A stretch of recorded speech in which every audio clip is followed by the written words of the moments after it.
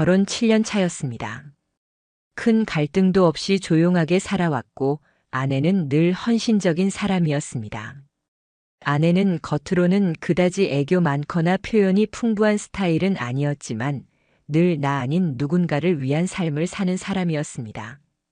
여보, 나 오늘 헌혈하고 올게. 이 말이 시작된 건 결혼 3년 차 즈음이었습니다. 그때는 그냥 좋은 일 하는구나 하고 넘어갔죠.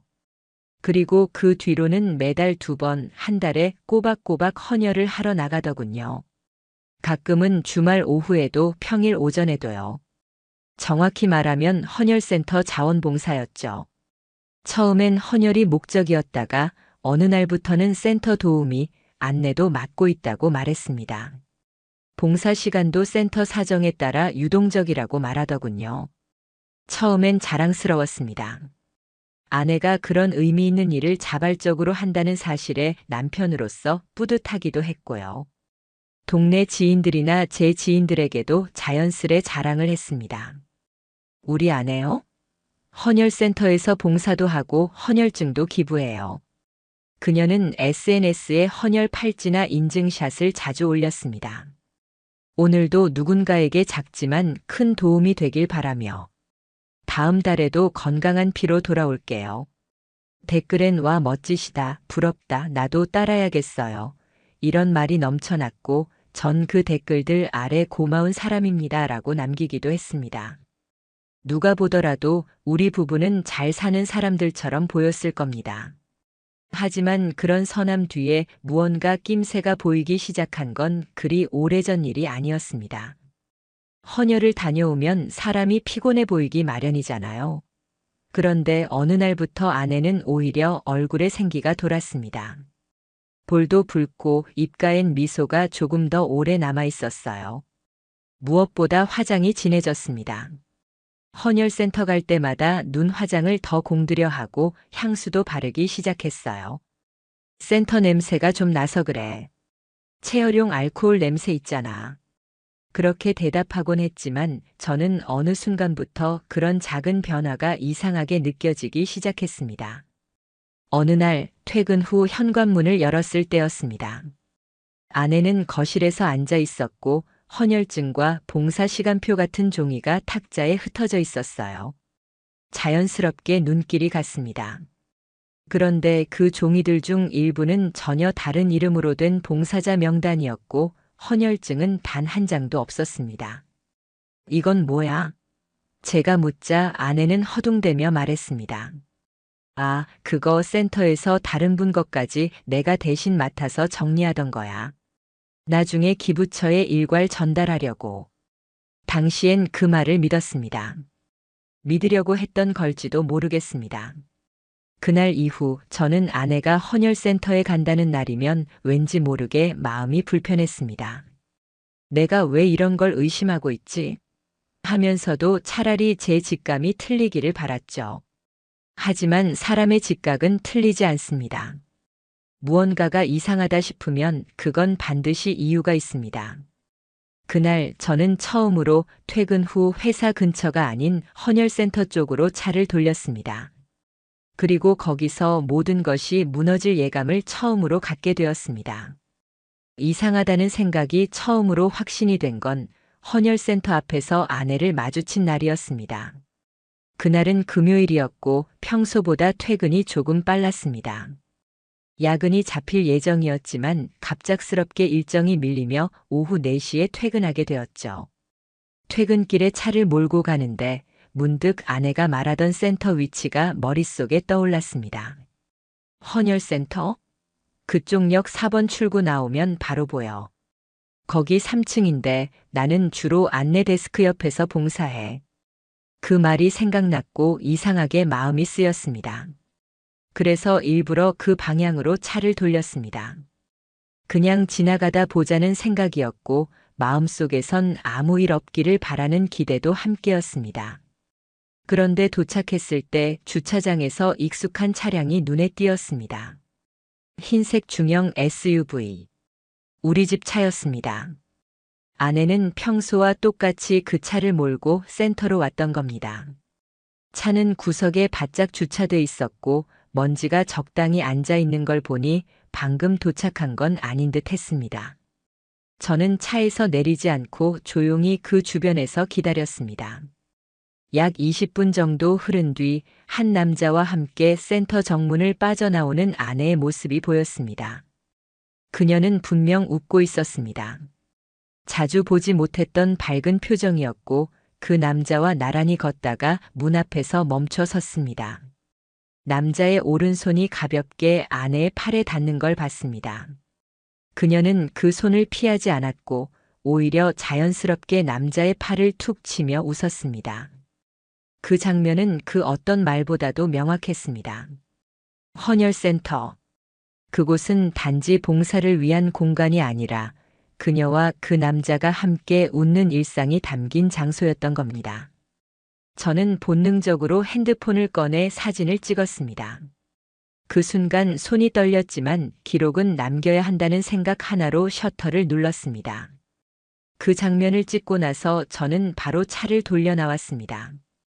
그때부터 머릿속은 온통 복잡했습니다. 어떻게 시작된 걸까? 내가 뭘 놓친 걸까? 도대체 언제부터였지?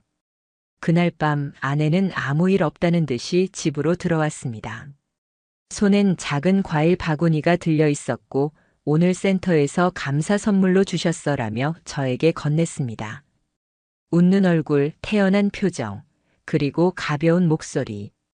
그런데 이상하게 그날은 그녀가 뿌린 향수 냄새가 훨씬 진하게 느껴졌습니다. 요즘 향수 바꿨어? 제가 물었습니다.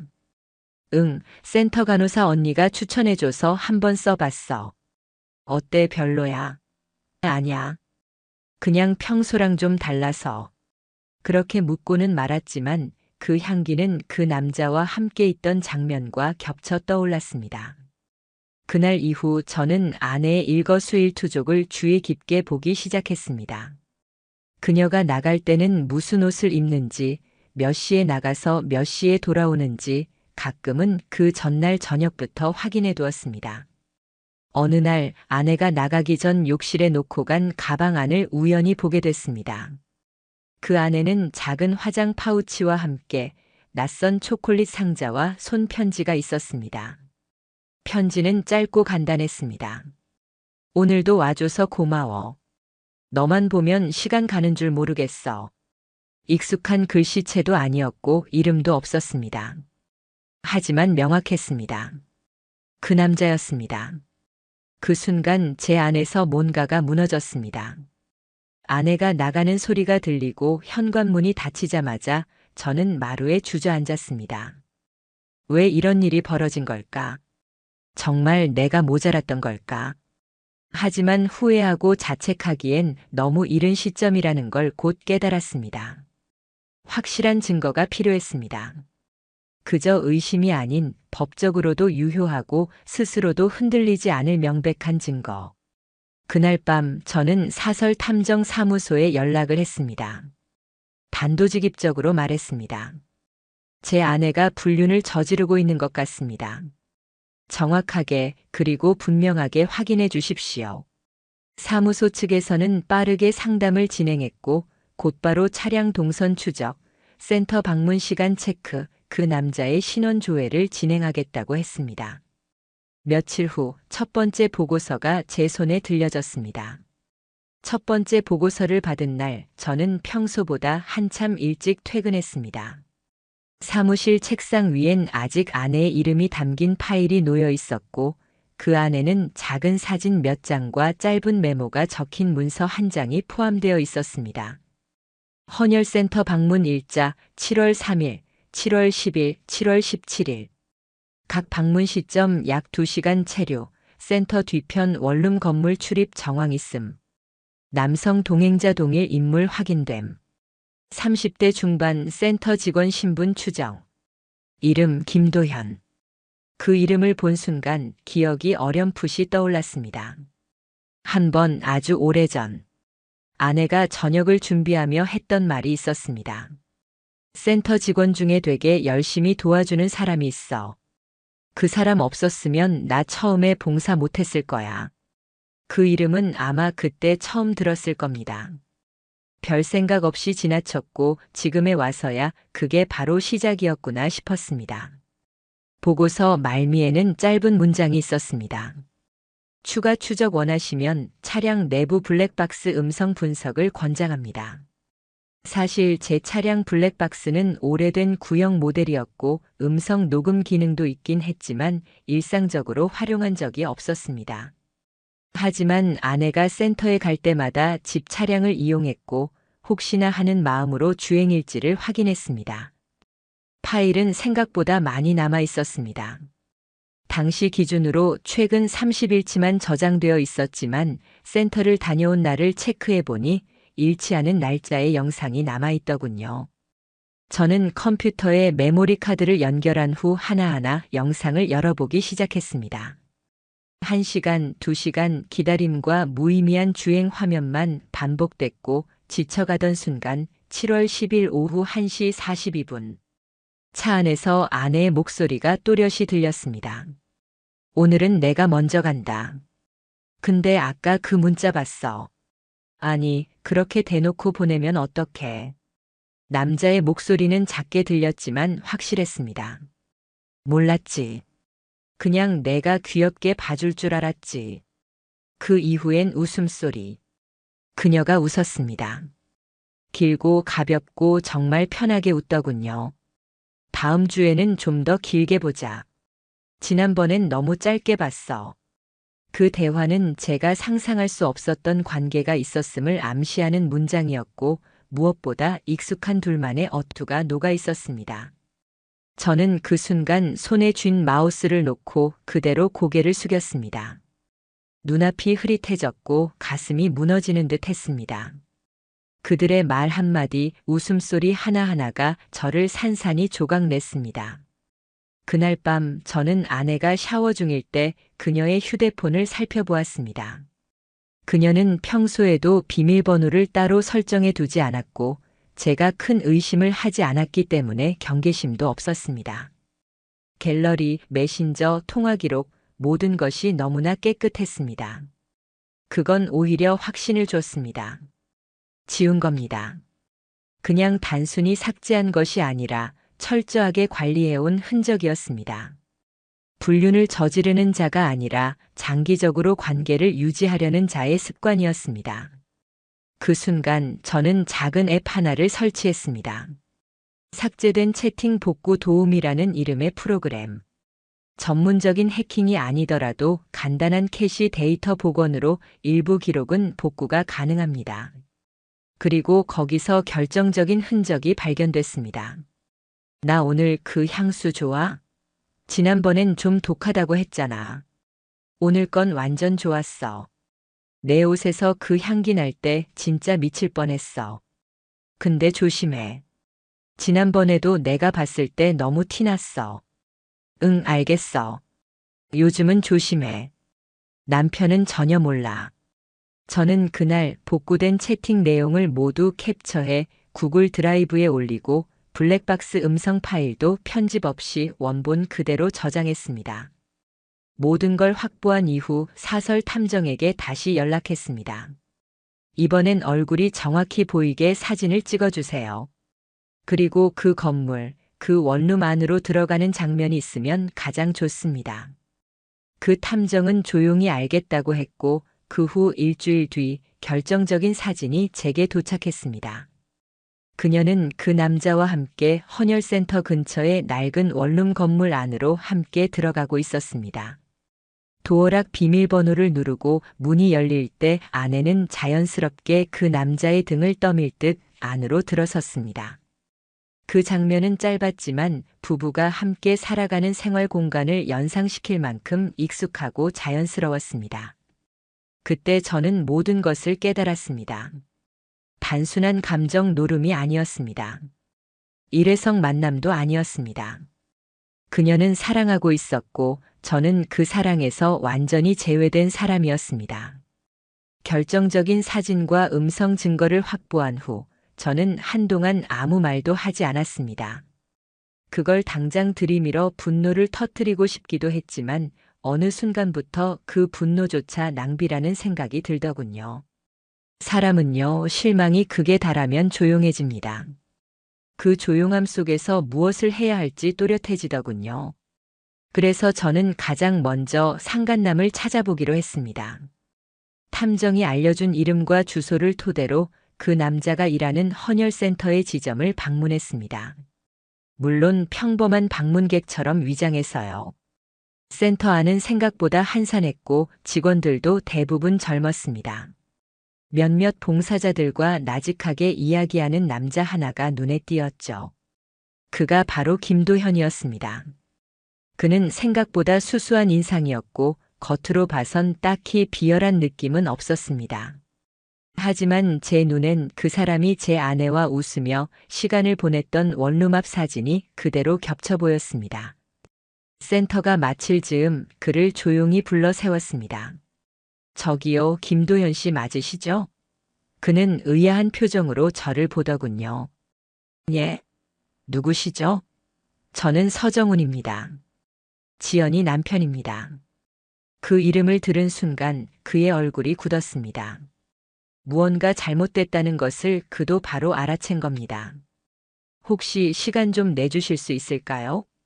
단도직입적으로 드릴 말씀이 있어서요. 그는 망설였지만 결국 근처 커피숍으로 따라 나섰습니다. 사람 없는 구석 테이블에 앉자마자 저는 노트북을 꺼내 사진과 음성 파일, 복구된 메신저 일부를 보여주었습니다. 그는 말이 없었습니다. 입을 굳게 다문 채 그저 화면을 바라보다가 고개를 숙였죠. 정확히 언제부터였습니까? 그가 입을 열었습니다. 약 1년 정도 됐습니다. 어디까지 관계가 있었던 겁니까? 죄송합니다. 그 순간 제 내면에서 마지막 기대조차 완전히 사라졌습니다. 죄송하다는 말은 지금 무슨 의미가 있다고 생각합니까? 아무 의미 없다는 건 압니다. 그래도 할 수 있는 말이 그뿐이라서요. 그는 더는 변명하지 않았습니다. 거짓말도 하지 않았습니다. 어쩌면 그런 태도가 더 참담했는지도 모르겠습니다.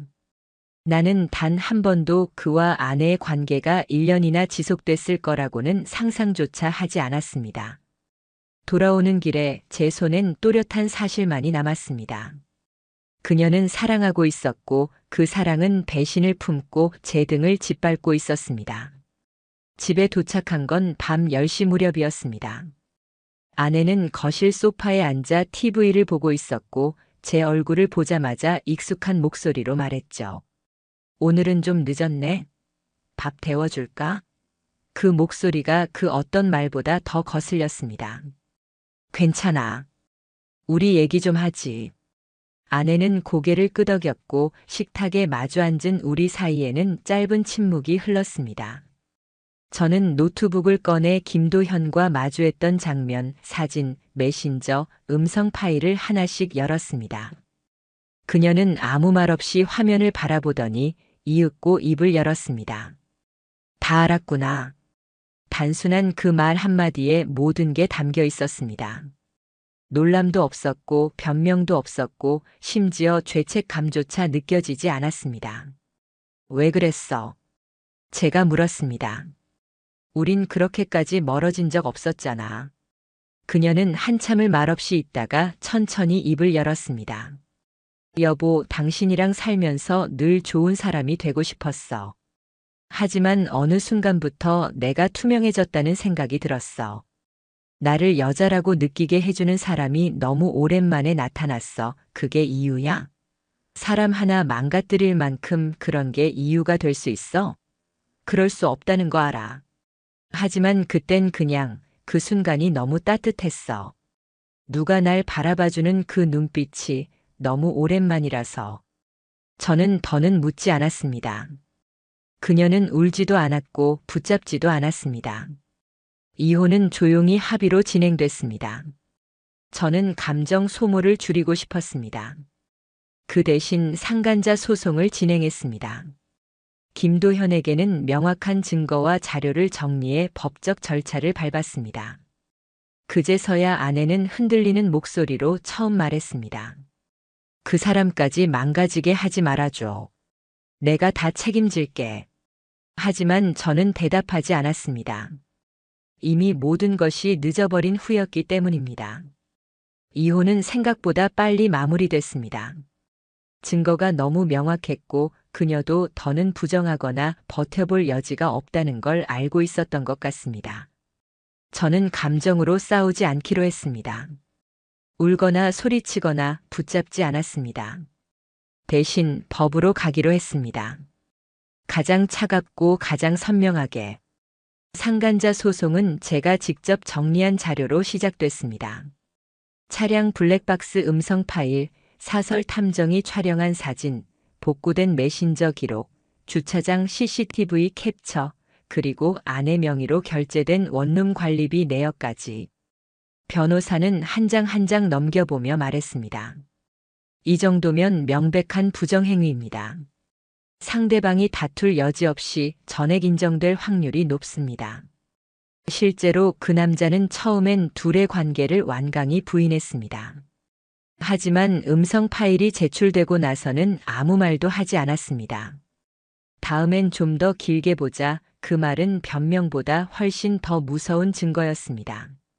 결국 그는 자신의 잘못을 인정했고 법원은 위자료 3천만 원 전액 인용 판결을 내렸습니다. 그는 중고차를 급하게 팔아 일시불로 납부했지만 이후 신용등급이 떨어졌고 각종 연체가 시작됐다고 들었습니다. 최근엔 하루 일당을 받는 일용직으로 일하고 있다는 이야기를 우연히 들었습니다. 믿고 싶지도 확인하고 싶지도 않았습니다. 저는 확정 판결문만 들고 있었습니다. 그걸로 충분했습니다. 그가 일했던 헌혈센터에도 공식 민원을 제기했습니다. 자원봉사자와 직원 간의 부적절한 관계는 명백한 운영 규정 위반이었습니다. 저는 감정 없이 조용히 증거와 상황을 전달했고 센터는 내부 조사 끝에 그의 계약을 해지했습니다. 명분은 분명했습니다. 공공성이 요구되는 공간에서 신뢰를 깨트린 관계. 조직은 방관하지 않았습니다. 이후 아내는 SNS 계정을 삭제하고 자원봉사 활동도 그만뒀다고 들었습니다. 친정으로 돌아가 지낸다는 소문도 있었죠. 저는 그런 소식들에 어떤 감정도 느끼지 않았습니다. 화도 통쾌함도 없었습니다. 단지 끝났구나 그 생각만 들었을 뿐입니다. 이혼 판결이 난 뒤 그녀는 한 번 연락을 해왔습니다. 그 사람 너무 몰아붙이지는 말아줘. 내 책임이 더 크니까. 그 문장을 읽고 저는 더 이상 답하지 않았습니다. 아직도 자신이 그를 보호해야 한다는 생각을 하고 있다는 게 그저 허탈했습니다. 나는 복수했습니다. 법으로, 판결문으로, 위자료로, 직장 징계로. 그리고 무엇보다도 저는 무너지지 않았습니다. 분노에 휘둘리지 않았고 증오로 자신을 해치지도 않았습니다. 나는 끝까지 이성적으로 나를 지켰고 그걸 증명할 모든 문서를 손에 쥐고 있습니다. 이제는 한 달에 2번 심리 상담을 받습니다. 내 감정을 쓸어내고 비워내고 새로 채워가는 과정. 상담사에게 제 이야기를 처음 했을 때 그는 말했습니다. 당신은 자신을 아주 잘 붙잡고 계십니다. 그런 사람은 금방 회복합니다. 그 말이 참 고맙더군요. 헬스장에도 다니고 회사 일에 더 몰입하고 있습니다. 주말이면 산책을 나가고 라디오를 틀고 차를 오래 몰기도 합니다. 시간이란 건 정말로 약이 되는구나. 요즘은 그걸 느낍니다.